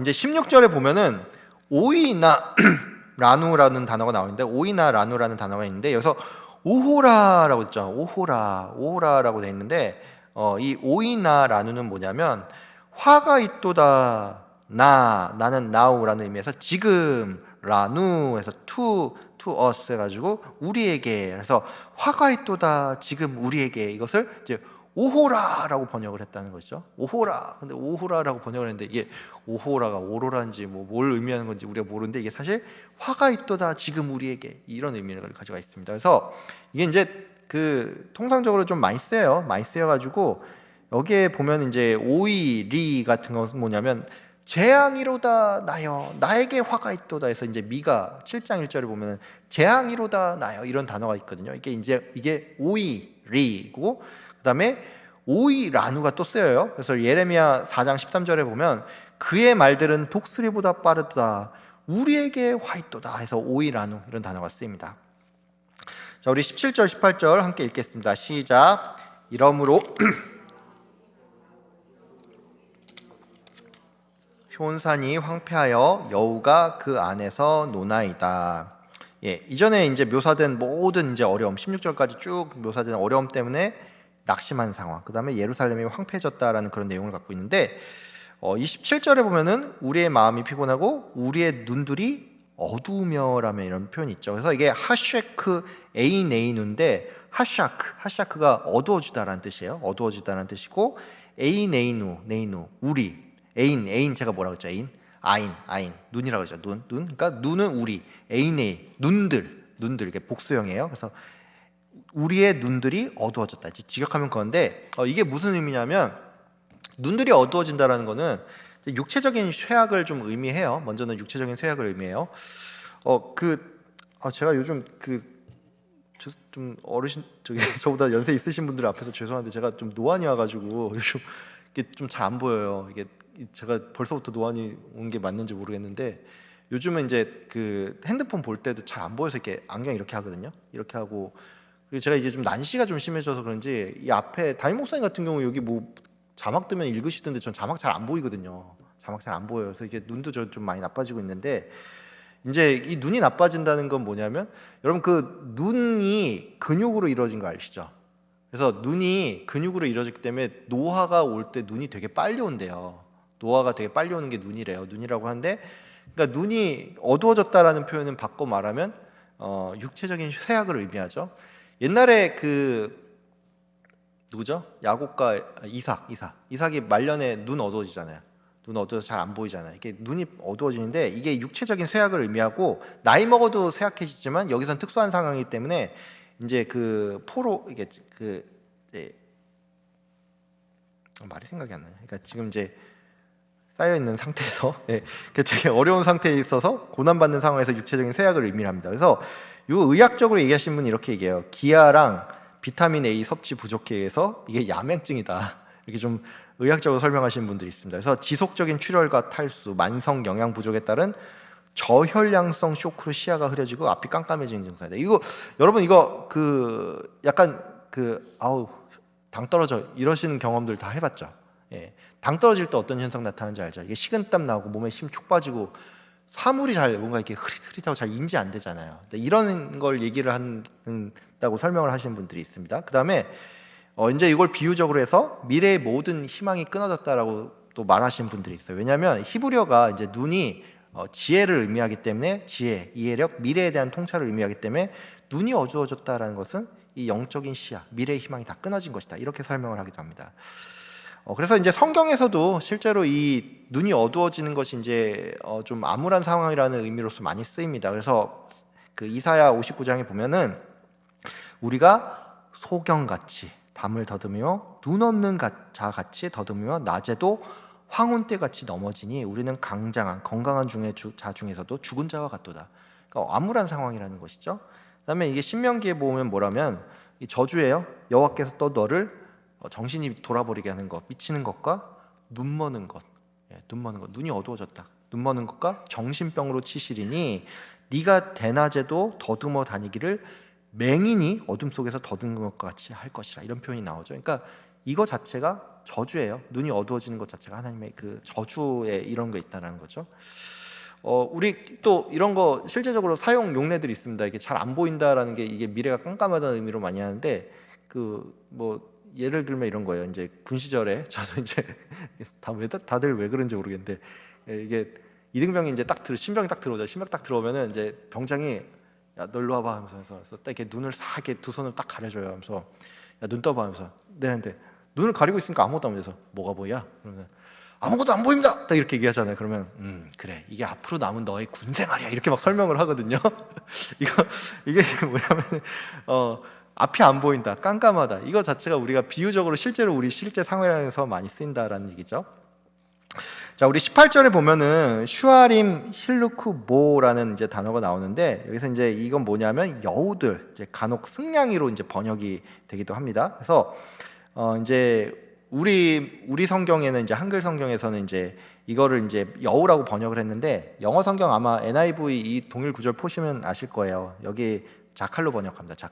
자칼로 번역을 해서 with jackals prowling over it이라고 이렇게 번역을 하는데 이 단어 자체가 이게 상황에 따라서 여우로 번역될 때도 있고 또 이제 승냥이로 번역이 될 때도 있어요. 그래서 시편에 보면은 칼의 세력에 넘겨져 승냥이, 그러니까 늑대, 자칼의 먹이가 되리다라고 이렇게 표현한 것도 있고 동일한 단어 가지고 사사기에 보면은 삼손이 가서 여우 300마리를 붙들어서라고 하는데 이게 좀 애매해요. 이 사사기 15장 4절 이게 여우 300마리인지 자칼 300마리인지에 대해서는 좀 애매해요. 이게 우리는 여우로 번역을 하고 보통 폭스로 번역하기도 하는데 자칼로 보시는 분도 있습니다.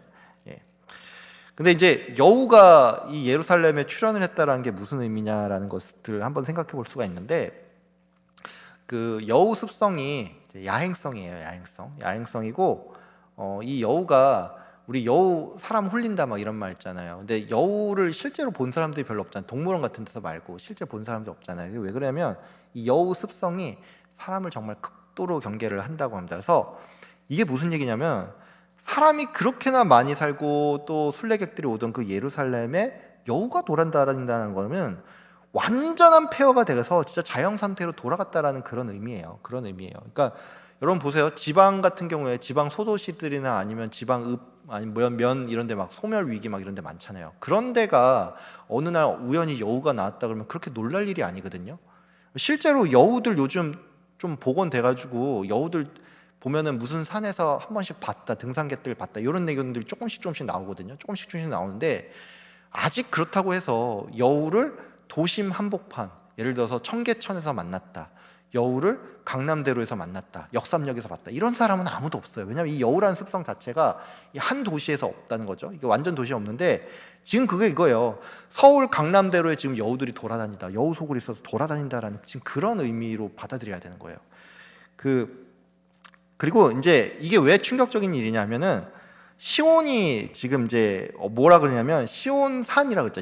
시온산에 구원이 시온에서 임하고 이런 노래도 있잖아요. 그래서 시온산이 하나님의 보좌가 있는 곳이라는 의미가 있습니다. 그래서 일반적인 장소가 아니라 정말 그 가장 핫플레이스 같은 그런 곳에 있는 그 교회가 여우소굴이 됐다는 것은 이게 마치 뭐냐면은 여기가 다 폐허가 됐고 하나님께서 우리 백성들 떠났다라는 그런 충격이 있다라는 것이에요. 여러분 혹시 영화 중에 나는 전설이다 혹시 이 영화 보신 적 없으시죠? 이게 이제 그 영화가 이제 윌 스미스가 나오는 영화인데 이 처음에 초반에 보면은 그 뉴욕 한복판에 이제 막 차를 쫙 타면서 이게 맨하튼 막 나와요. 맨하튼 막 그 네온 사인들 막 나오는데 그러니까 네온 사인이 굉장히 폐허가 된 도시가 나오는데 거기를 막 차로 돌아다니면서 이 총을 가지고 그 사슴을 막 쏴서 이 식량을 구하려고 하는 그런 장면이 나오는데 이게 왜 그러냐면 좀비 때문에 다 멸망당해 버린 거예요. 세대가 다 멸망당해 버려 가지고 그 이후에 혼자 살아남아 가지고 살아남는 그 사람의 이야기인데 그래서 보면은 거기에 보면 초반에 사자랑 사슴들이 나옵니다. 막 뉴욕 맨하튼 한바탕을 막 뛰어다니고 막 사슴들 뛰어다니고 이런 장면이 나오는데 그만큼 충격적인 일이에요. 지금 이런 상황이 됐다라는 것이죠.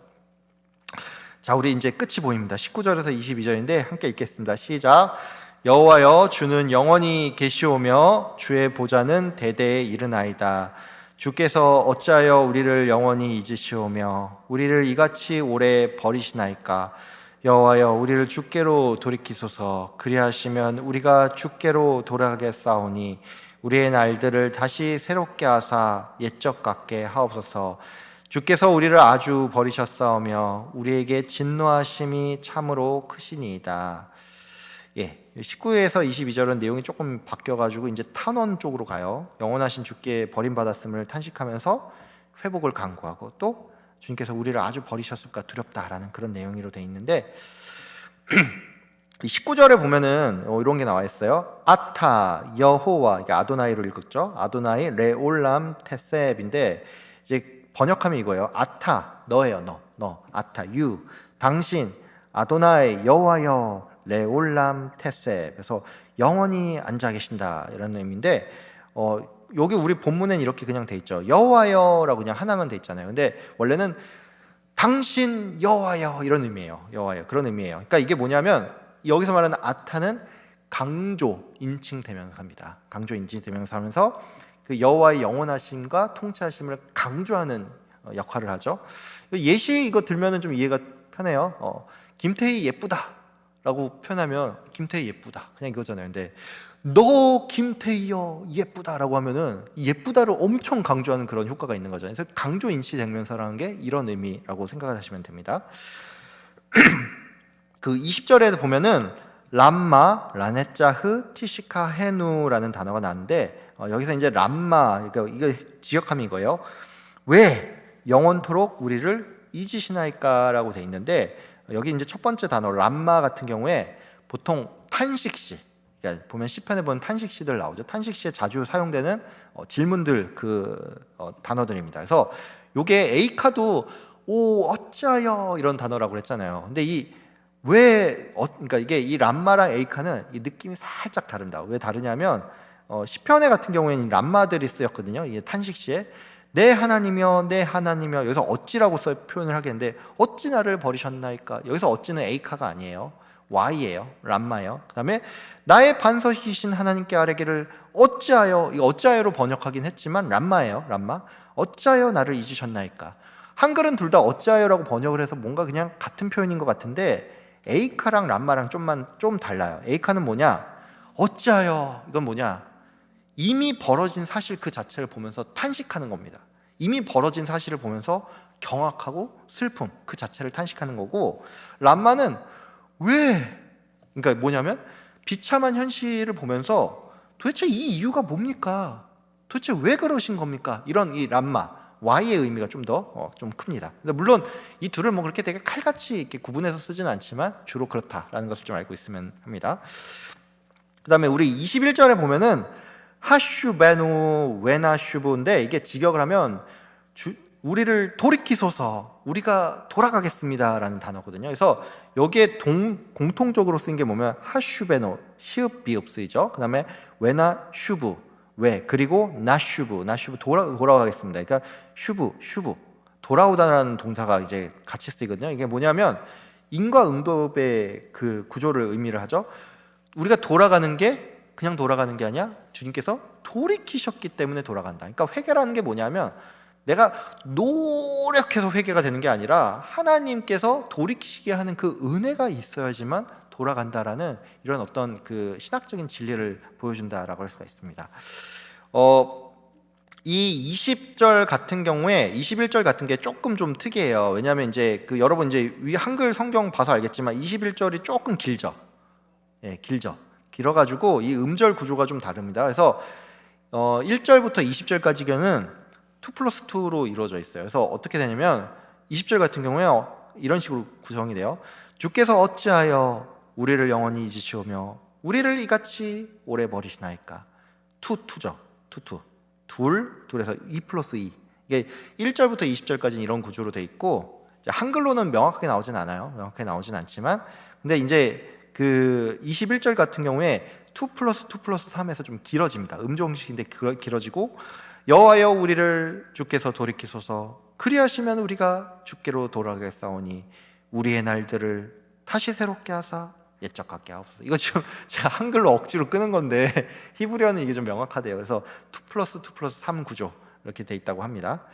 그래서 이 5장 21절은 예레미야 애가 전체의 핵심입니다. 전체의 핵심이고 핵심 탄원이라고 할 수가 있어요. 5장의 핵심 탄원. 자, 그리고 우리 22절 보면 제가 이제 쭉 설명했는데 21절 보다가 22절 보면 여러분 느낌 어때요? 탄원을 하잖아요. 근데 22절이 주께서 우리를 아주 버리셨사오며 우리에게 진노하심이 참으로 크시나이다. 갑자기 되게 새드 엔딩으로 딱 끝나는 그런 느낌 좀 들죠. 뭐지? 왜 이렇게 끝나지? 이런 생각이 드는데 이게 이유가 있습니다. 왜냐하면 이 해석이 되게 갈려요. 갈린 게 뭐냐면 22절 가장 마지막 절 시작이 키임이라는 그런 단어로 시작하거든요. 그래서 이게 보통 어떻게 해석을 하냐가 굉장히 많이 갈리는데 버스로 해석을 해야 된다. 그러니까 역접이다. 이렇게 해석해야 된다라는 주장들이 있어요. 이게 뭐냐면 지금 한글 성경 개역 개정이나 킹 제임스 버전 같은 경우에는 이런 식으로 해석을 한 거죠. 그러니까 쉽게 말해 이거예요. 우리가 간절히 구했지만 21절에 간절히 구했지만 그러나 주께서 끝내 우리를 버리셨다. 이게 22절이 그렇게 끝난다라고 이제 해석을 하는 경우에요. 이게 왜 그러냐면 그럴 수 있어요. 왜냐? 현대인은 결과를 다 알죠. 왜? 결국 회복되는 거 우리 보잖아요. 결국 돼서 우리는 뭔가 이렇게 끝나면 안 될 것 같다라는 그런 편견이 있을 수 있지만 그 당시의 저자는 나라가 망한 것까지 보고 끝났기 때문에 극도의 절망감에 그냥 마지막에 진짜 그 절망감으로 그냥 이걸 써버리고 끝났을 수도 있습니다. 그래서 벗으로 해석하는 사람들이 일단 있고 해석하는 경우가 많고요. 근데 이 NIV나 이거 적다 말았네. NIV나 또 다른 경우에는 보통 unless NIV 세 번역 아닌데 NIV 같은 경우는 unless로 번역을 합니다. 그래서 이게 뭐냐면 이런 식으로 해석을 하는 거예요. 22절을 먼저 보는 거죠. 만약 당신이 우리를 완전히 버리시지 않았다면 21절 우리를 돌이키소서 이렇게 좀 해석을 한다는 겁니다. 참고로 재밌는 거는 유대교 회당에서도 이걸 이렇게 본대요. 그래서 유대교 회당 같은 경우에는 이러한 맥락에서 22절을 먼저 읽고 21절을 읽으면서 끝난다고 합니다. 이게 반대로 보는 거죠. 그렇지 우리를 버리지 않으셨다면 우리 좀 돌이키소서, 우리 좀 살려주십시오 이렇게 보는 사람도 있습니다. 그 다음에 이걸 그러니까 오화로 번역을 해서 의문형으로 받는 경우도 있습니다. 이게 RSV나 세번역기 이런 식으로 번역을 하는데 이렇게 보는 거죠. 그렇지 않으시다면, 우리를 구원하지 않으시겠다면 주께서 우리를 아주 버리시겠습니까? 설마 우리 버리든다는 그런 의미는 아니죠. 뭐 이런 식으로 보는 그런 또 견해도 있습니다. 자, 마지막 이 본문 주의 더보기, 고난 속에서 이제 소망을 찾는 방법에 대해서 생각을 해볼 텐데 20절을 보면 알 수가 있죠. 우리가 고난 속에서 소망을 찾으려면 먼저 하나님께서 신실한 분, 불변하시는 분임을 깨달아야 합니다. 그래서 칼빈이 이렇게 말했어요. 고난 속에서 유일한 위로는 하나님의 불변성을 깨닫는 것이다. 비록 세상이 변하고 멸망할지라도 하나님의 왕국과 통치는 영원하다는 사실이 우리 기도의 근거가 된다라고 설명을 하고 있어요. 그러니까 우리가 기도할 때 그분이 변하지 않는 분이라는 걸 먼저 생각을 해야 된다는 거죠. 그 다음에 스펄전 목사님 이런 말을 했어요. 주의 보좌는 대대에 이른다는 고백은 세상 왕권이 무너지고 인간 권위가 상실된 상황에서도 하나님만이 진정한 왕이며 그분의 통치가 흔들리지 않음을 선언한다라고 해요. 그러니까 하나님 영원한 통치 변하지 않으신다, 이런 그 근거를 가지고 기도를 해야 된다는 거죠. 그 다음에 21절 정말 중요한 거예요. 회개할 때 내가 노력하고 내가 의지를 가지고 내가 이때부터 회개하겠어, 눈물 콧물 쏟고 내가 오늘 한번 끝을 보겠어, 이렇게 해서 회개가 되는 게 아니에요. 그렇게 되면 우리 의지 높은 사람, 노력만 잘하는 사람들 신앙생활 다 잘하겠죠. 그게 아니라 은혜를 간구하는 겁니다. 하나님께서 돌이키셔야 내가 돌아갈 수 있다, 은혜를 간구하는 것이다. 그래서 RCS 프로 이런 말 했어요. 성경적 회개의 본질은 인간이 자기 의지나 힘으로 회개할 수 없음을 인정하고 오직 하나님의 주권적 은혜로 가능함을 아는 데 있다. 네. 우리 책 제목 뭐죠? 주께로 돌이키소서. 예. 제목이 참 잘 지었어요. 예. 진짜 하나님의 주권이라는 관점에서 진짜 총회 합신해서 야, 이게 하나님의 주권이라는 관점에서 네 노력으로 회개할 수 있는 거 아니야, 주께서 돌이키셔야 되는 거야, 이런 의미로 아마 이 교재를 지은 것 같습니다. 자, 이렇게 해서 우리 8주 동안의 모든 강의가 끝났고요. 그동안 많이 수고 많으셨고 너무 아쉽지만 저는 너무 또 기쁘기도 합니다. 기쁘기도 한데, 자, 제가 또 기도하면서 마무리하도록 하겠습니다. 사랑과 은혜가 풍성하신 하나님 아버지, 지난 8주 동안 우리 예레미야 애가 1장부터 5장까지 또 한 절씩 한 절씩 또 깊이 또 묵상하고 또 볼 수 있는 시간 허락하여 주신 감사합니다. 하나님, 그간의 모든 배움들 우리에게 또 피가 되고 뼈가 되고 살이 될 수 있게 하여 주시고 우리 영혼의 귀한 양식이 될 수 있게 하여 주시고, 다음번에 우리가 이 예레미야를 볼 때마다 우리가 배운 것들을 떠올리면서 그때의 상황을 기억하면서 정말 예레미야가 얼마나 정말 슬픈 심정으로 이것을 노래하고 주님께 구했는지, 얼마나 어려운 상황 가운데 있었는지 이것을 깊이 묵상하는 가운데 또 그 가운데 주시는 하나님의 은혜를 기억하면서 하나님 이 말씀을 읽고 또 은혜 받는 시간 될 수 있도록 주님 인도하여 주시옵소서. 8주 모든 과정 가운데 주님께서 함께해 주신 감사하고 또 모든 우리 성도님들 잘 따라올 수 있게 주님 인도하여 주심도 감사합니다. 하나님, 이 모든 시간 또 이후의 시간도 주님께서 함께해 주시길 믿사오며 예수 그리스도의 이름 받들어 기도드립니다. 아멘. 수고 많으셨습니다. 감사합니다.